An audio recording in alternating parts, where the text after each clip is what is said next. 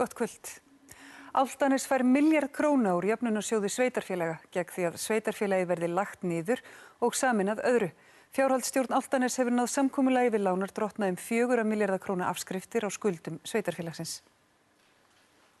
Undanfarna mánuði hefur verið unnið að því að endurskipuleggja fjárhag Álftanes. Sveitarfélagið er í raun gjaldþrota með skuldir og skuldbindingar upp á 7,5 milljarð króna. Núna er hið opinbera búið að ákveða sinn þátt í þessu samkomulagi.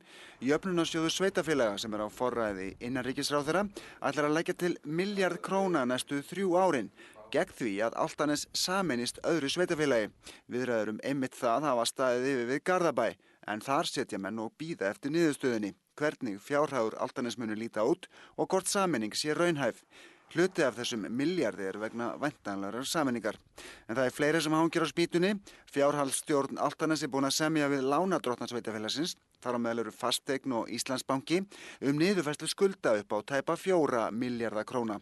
Formaður fjárhaldsstjórnar staðfestir það eitt að samningum sé lokið en skrifað verði undir á næstu dögum. Hluti af því samkomulagi er samkvæmt heimildum fréttastofu að Álftanes eignist sundlaugina og íþróttahúsið, byggingarnar sem voru að sliga sveitarfélagið.